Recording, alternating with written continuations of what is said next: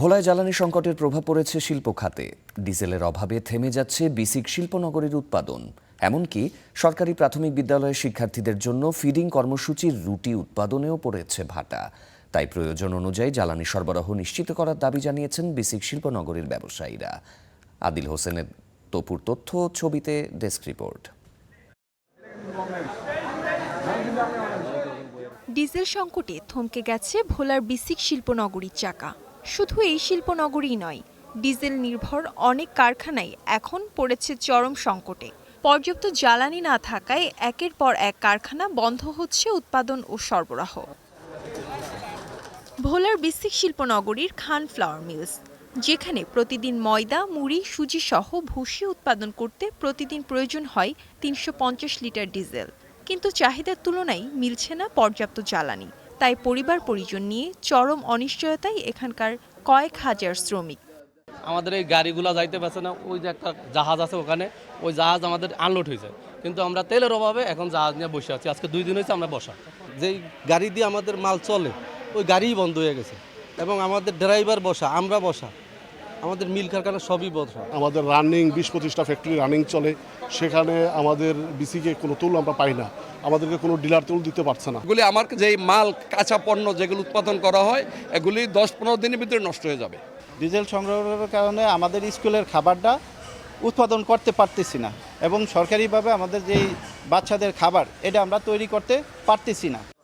সংকটের প্রভাব পড়েছে সরকারি প্রাথমিক বিদ্যালয়ের শিক্ষার্থীদের ফিডিং এর রুটি উৎপাদনেও। ভোলার 4টি উপজেলায় প্রায় 50,000 শিক্ষার্থীর জন্য প্রতিদিন যে রুটি উৎপাদন করা হয় সেটিও এখন বন্ধ হওয়ার পথে। যে কোনো সময় ডিজেল সংকটের কারণে আমরা এই সরবরাহটা যদি না পাই বা বন্ধ হয়ে যায়, তাহলে আমরা এই মিড ডে মিল হয়তো বন্ধ করে দেওয়া লাগতে পারে। এমন অবস্থায় বিসিক শিল্পনগরীতে চাহিদা অনুযায়ী জ্বালানি সরবরাহ নিশ্চিত করার জোর দাবি ব্যবসায়ীদের। ঊর্ধ্বতন কর্তৃপক্ষের নির্দেশনা মোতাবেক এবং জেলা প্রশাসনের সহায়তার মাধ্যমে যাতে শিল্প উদ্যোক্তারা প্রয়োজনীয় ডিজেল সরবরাহ পেতে পারেন সে বিষয়ে আমরা আলাপ আলোচনা করে পরবর্তীতে ব্যবস্থা নিব।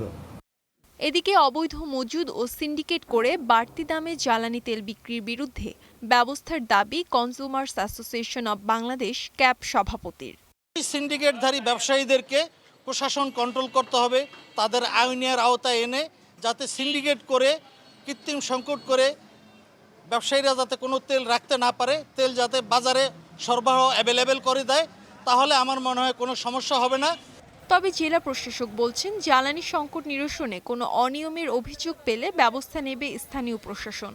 অভিযানটা চলমান রয়েছে। পাশাপাশি আমাদের যেসব অনুমোদিত ডিলাররা আছেন, পেট্রোল পাম্প মালিক বা ডিলার বা প্যাক পয়েন্ট ডিলার বা এজেন্ট যারা আছেন, তাদের ক্ষেত্রে নির্দেশনা দেওয়া হয়েছে যে তারা কতটুকু তেল ওয়েল কোম্পানি থেকে আনবেন এবং কতটুকু বিক্রি করছেন কার কাছে, তার একটি কমপ্লিট রেজিস্টার রাখতে হবে, এবং এটা আমরা রেগুলার এটা চেক করব। আমরা 1992 সালে ভোলা শহরের চরনোয়াবাদ এলাকায় 14.45 একর জমির উপর বিসিক শিল্পনগরীর যাত্রা শুরু হয়। এখানকার 27টি প্রতিষ্ঠান বর্তমানে প্রতিদিন 1000 থেকে 1200 লিটার ডিজেল প্রয়োজন হয়, যার মধ্যে জ্বালানি সংকটে ধুঁকছে 10টি প্রতিষ্ঠান।